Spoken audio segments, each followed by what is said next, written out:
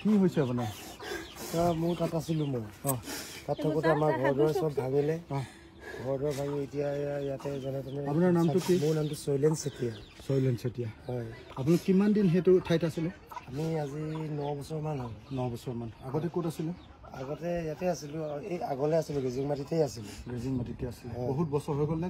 গেজিংমাটিত থকা এতিয়া 20 বছৰ হ'ল 20 বছৰ অকণমান আগত আছিলে এতিয়া 9 বছৰ আগতো গেজিংমাটিতে আছিলোঁ উঠি গৈ যেনিবা তালৈ বনাইছিলোঁ এতিয়া আপোনাৰ নামটো কি ক'লে জোন চেতিয়া মই আহিছোঁ জোন চেতিয়াৰ ঘৰলৈ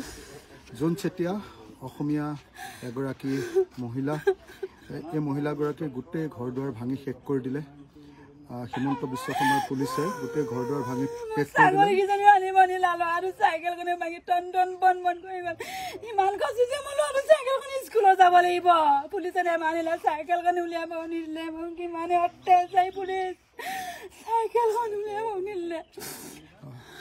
এতিয়া কেনেকৈ আছে চাওঁ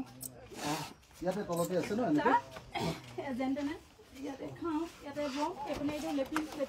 সোমাই বাৰু যেনে মতে আছোঁ জীয়াই এইটো চাওক অসমৰ খিলঞ্জীয়া পৰিয়ালৰ ঘৰৰ অৱস্থা আপোনালোকে চাওক হিমন্ত বিশ্ব শৰ্মাৰ বিজেপি চৰকাৰখনে এখেতৰ ঘৰটো ভাঙি দিলে কেই তাৰিখে যোৱা 4 জুলাই তাৰিখৰ দিনা ৰাতিপুৱা 5টা বজাৰ পৰা তেখেতৰ ঘৰটো ভাঙি দিলে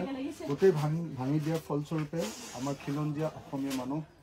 কি নাম বাইদেউ আপোনাৰ নামটো জোন চেতিয়াহঁতৰ পৰিয়ালটোৰ ককাইদেউৰ নামটো কি মোৰ নামটো শৈলেন চেতিয়া আৰু জোন চেতিয়াৰ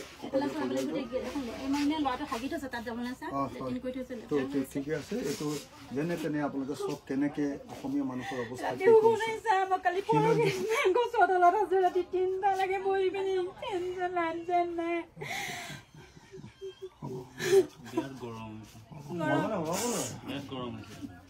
কিবা এটা কৰি দিম দেই এতিয়া মই চাইকেলখন এতিয়া কিনি দিয়াৰ ব্যৱস্থা কৰি দিম চাইকেলখন আৰু আমাক দৰকাৰ হ'লে মাৰি দিওঁ যে কিনি মই ল'ৰাটো চাইকেলখন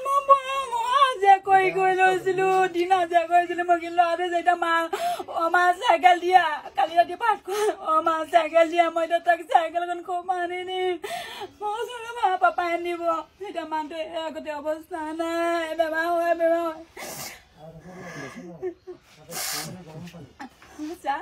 আপোনাক মই এতিয়া দিবলৈও পানীও মুখত নাই মই এতিয়া পানীও লোকৰ ঘৰৰ পৰা খাবলগীয়া হৈছে জানেনে মানে মানুহ হয় যেন তেনে জীয়টো বুঢ়াই জীয়াই আছো আপোনাক মই কিবা এটা কৰি দিম এতিয়া একদম চিন্তা কৰিব নালাগে মই আছোঁ কিবা এটা কৰিম কেতিয়াও অসমীয়া মানুহৰ এই অৱস্থা হ'বলৈ নিদিওঁ সেইকাৰণে আহিছোঁ দেই আপুনি একদম নিশ্চিন্ত হৈ থাকক কিবা এটা কৰিম কি কথা কয়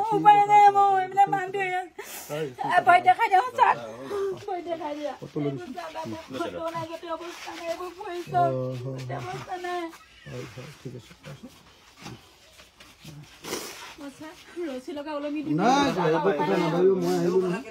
মই চেষ্টা কৰি আছো মই একো